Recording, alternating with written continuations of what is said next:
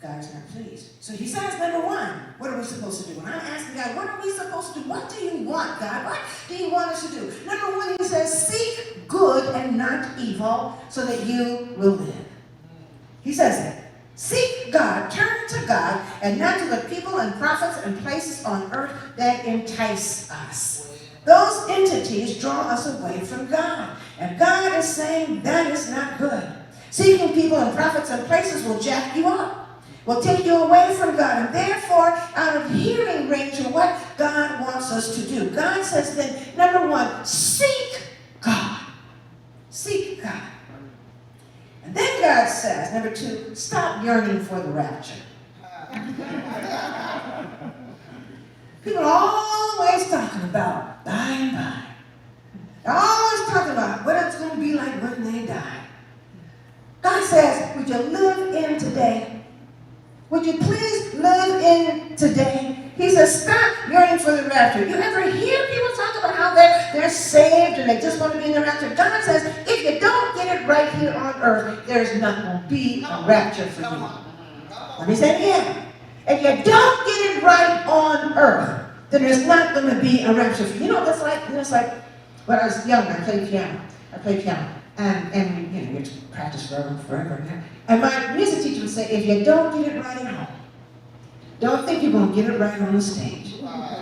If you don't get it right someplace else, don't think you're going to go out there and get it right. God says, stop yearning for the rapture. If you don't get it right on earth, there's not going to be a rapture for you. No matter how holy you are, no matter how long you've been a preacher or a pastor or a deacon or an usher or a trustee, God doesn't care about any of that. He says, if you don't get it right on earth, there will be no rapture. God says, in effect, don't play.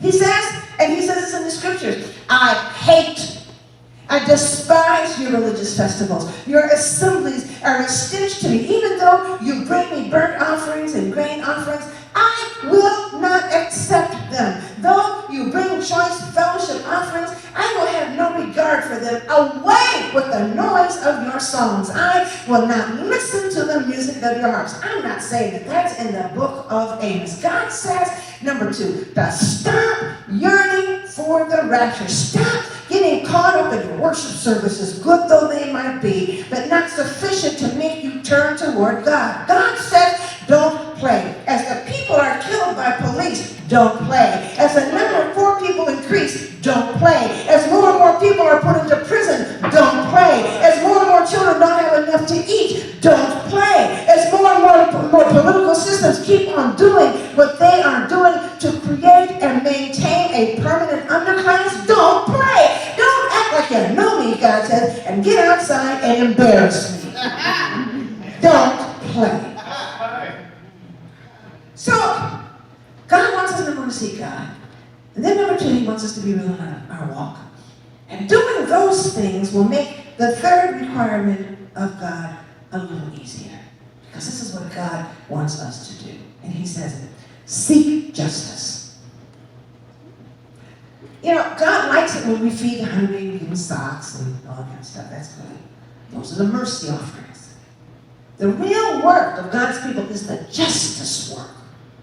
The real work of God's people is the justice work where we confront evil systems in the name of our God. I was just reading yesterday about an incident that happened in Alabama the year 1963 when they were having all the bull cart, the dogs and the hoses and all that stuff. And there were a group of people, 3,000 people, who were trying to get to Parchman Prison so they could sing to the children. And as they were walking, they were met by a line of firefighters. Bull Connor was there. When they came to the line of firefighters and they had their hoses in ready position, what they did was they got down on their knees and they prayed. They prayed. And when they got done praying, they stood up. And when they stood up, Bull Connor said, "Hose them!" And the firemen looked at him. And the story said that one of the firemen was actually crying. And Bull Connor said, "I told you to hose them." Even the chief of the fire department was crying. And the chief of the fire department said, And the story is that those officers, those firefighters, opened up like the Red Sea. Yes, Lord. They opened up